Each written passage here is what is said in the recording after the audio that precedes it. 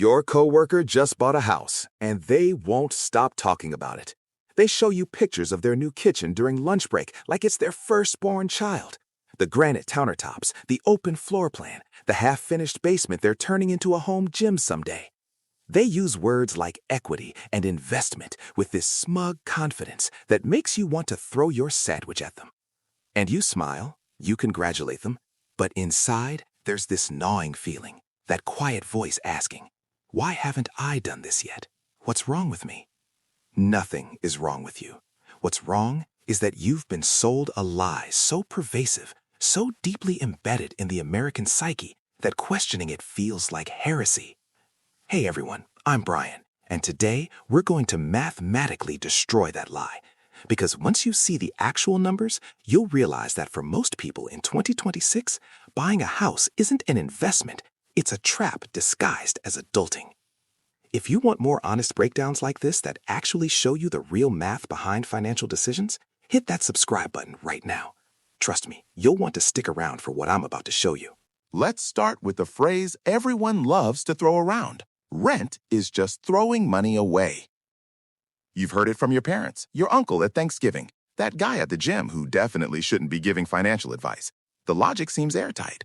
When you rent, you pay money every month and get nothing back. When you own, you're building equity. You're investing in your future. Except that framing is so dishonest, it should be criminal. Here's what they don't tell you. When you own a house, you are also throwing money away. Lots of it. You're just throwing it in different directions, so it's harder to see. The real breakdown. Let me show you where your mortgage payment actually goes, because most people have no idea. Say you buy a $400,000 house with a $350,000 mortgage at 7% interest over 30 years. Your monthly payment is roughly $2,330. Sounds manageable, right? But here's the part that will make you nauseous. In year one, you're paying about $2,000 per month in interest. Only $330 is going toward the principal, the actual house you supposedly own. That means $24,000 of your annual housing cost is pure interest, gone, evaporated, thrown directly into the bank's vault. But wait, there's more. Property taxes on a $400,000 house, $4,000 to $6,000 per year. That's another $400 to $500 per month you're not getting back. Homeowner's insurance, add $150 to $300 monthly. Maintenance, the rule of thumb is 1% of your home's value annually. That's $4,000 a year, or about $333 per month. PMI, if you put down less than 20%, tack on another $200 to $300 monthly. Let's add it up. Your $2,330 mortgage payment just became a $3,500 to $4,000 per month reality when you factor in everything you actually pay. And here's the kicker. Out of that $4,000, only about $330 is building equity in year one. The other $3,670, thrown away into interest, taxes, insurance, and repairs. So when someone tells you renting is throwing money away, what they really mean is renting is honestly throwing money away, while owning is throwing money away while pretending you're not. The difference? When you rent, you know exactly what you're paying. When you own, the system has convinced you that bleeding $3,670 per month is somehow superior because $330 of it sticks. That's less than 10% efficiency. If your car only converted 10% of its gas into forward motion, you'd call it broken. But when a house does it, we call it the American dream. Now let's talk about opportunity cost, because this is where the math gets truly brutal. Let's compare two people. Person A rents for $2,000 per month. Person B buys and pays $4,000 per month in total housing costs. Person B is spending $2,000 more every month. What happens if Person A takes that extra $2,000 and invests it over 30 years? The 30-year comparison. Assuming a conservative 7% annual return, that $2,000 per month becomes roughly $2.4 million. Meanwhile, Person B's $400,000 house, assuming 3% annual appreciation, is worth about $970,000. But Person B still owes the bank for 30 years of interest payments totaling over $480,000. Net result, Person B has a paid-off house worth $970,000 after spending $480,000 in interest plus $150,000 in maintenance. Person A has $2.4 million in liquid investments. The renter won by a lot, and they didn't have to fix a single leaky faucet or replace a single water heater to do it. The critical assumption. But here's the catch. Person A actually has to invest that $2,000 difference. If they're just spending it on DoorDash and impulse buys, this math falls apart. The house acts as forced savings for Person B. It's a savings account you can't rat at 2 a.m. when you're drunk and thinking about buying a jet ski. That's the real reason people build wealth through home ownership. Not because houses are magic, but because they impose discipline. So why does everyone still insist buying is better? Because the people giving you advice profit when you buy. Real estate agents make commission on the sale price, not your long-term happiness. Mortgage brokers get paid when you sign. The bank makes a fortune on 30 years of interest. Your parents bought their house in 1987 for $90,000, and it's worth $400,000 now, so they genuinely believe it was a great investment. They forget to mention they paid $120,000 in interest and $60,000 in maintenance over those decades. Nobody has an incentive to tell you the truth, which is that in most markets in 2026, buying only makes sense if you're planning to stay for a decade and you have enough income cushion that the hidden costs won't drown you. But what about people who actually can afford to buy? Let me show you something that'll shock you. Meet the Johnsons, a dual-income couple pulling in $180,000 a year. They're solidly upper middle class. They bought that $400,000 house we've been discussing. On paper, they're living the dream. In reality, they're drowning. The Johnsons' monthly reality. They take home about $11,000 per month after taxes, retirement contributions, and health insurance. Sounds comfortable until you start subtracting mortgage, property tax, insurance, maintenance fund, $3,200. 2 car payments, $850. Car insurance, $280. Gas, $350. Student loans, $750. Daycare for 1 kid, $1,400. Groceries, $900. Utilities, electricity, water, gas, internet, cell phones, $520. We're at $8,250, and we haven't touched clothing, medical copays, or the psychological need to occasionally pretend you have a life. They have $2,750 left for everything else.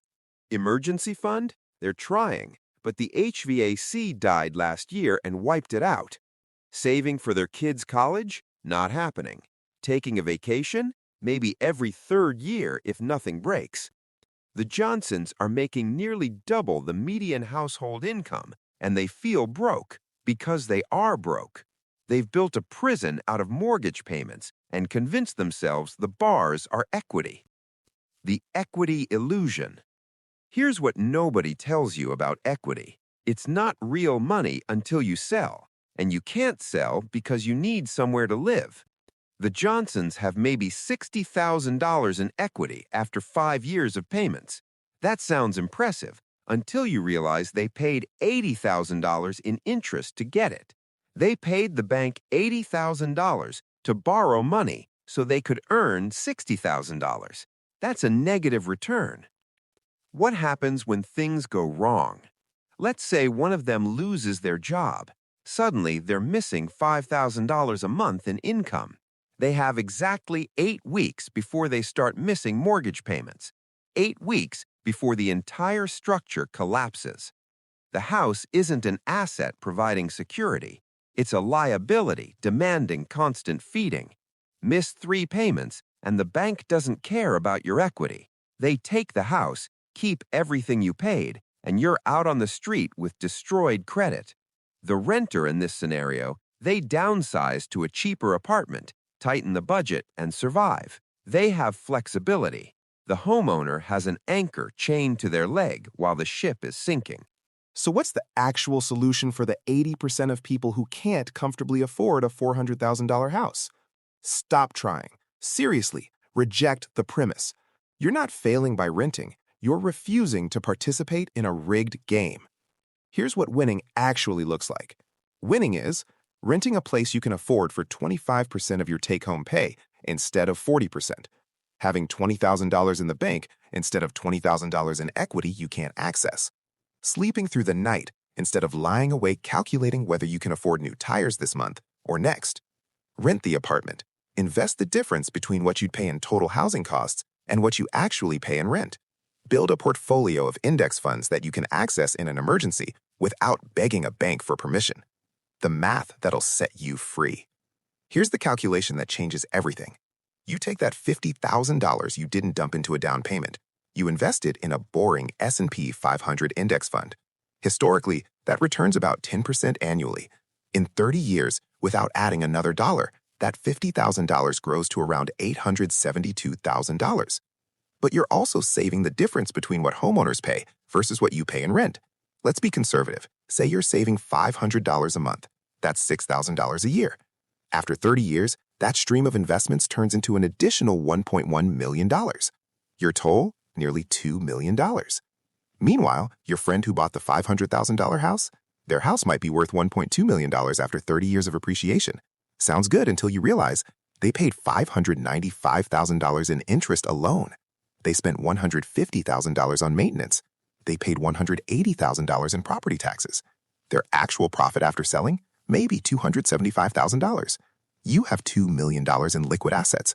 They have $275,000 trapped in a house they have to sell to access. You won by a factor of 7. But it's not just about the money. It's about options. When you rent, your job offers you a position in another city. You can take it. You give 30 days notice and leave. The neighborhood starts declining. You can move. You lose your job. You can downsize to a cheaper place immediately. The homeowner? They're anchored. They have to sell in a down market or become an accidental landlord. They're trapped watching their investment deteriorate.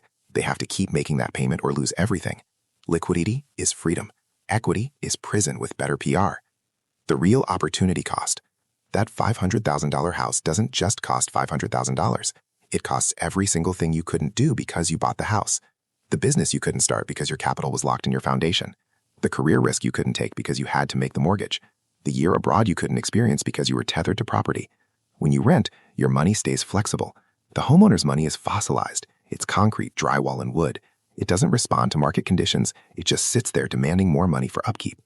Look, the real flex in 2026 isn't owning property. It's having options. Walk into any room of successful homeowners and listen closely. They're bragging about their equity and square footage, but they're also complaining about the special assessment, stressed about the HVAC, worried about the market. They're not free. They're just heavily leveraged. You, the renter with $200,000 in index funds, you're sleeping fine. You're not worried about hail damage or foundation cracks. You're compounding wealth while they're compounding anxiety. Your homework. Pull up a spreadsheet tonight. Column A, what you currently pay in rent, plus what you could invest with the difference. Column B, the real total monthly cost of owning that house you've been eyeing. Run it forward 10 years, then 20. Watch which number is bigger. That's not opinion. That's just arithmetic. Real wealth isn't about what you own. It's about what you keep, what you control, and whether you can breathe without checking your account first. Rent the apartment that doesn't make you anxious. Build the portfolio that actually compounds. Sleep without wondering if you can afford the roof when it fails. That's not giving up. That's winning. If this opened your eyes, smash that like button and share this with someone who needs to hear it. And if you haven't subscribed yet, what are you waiting for? Hit that button so you don't miss the next breakdown. I'm Brian, and I'll see you in the next one.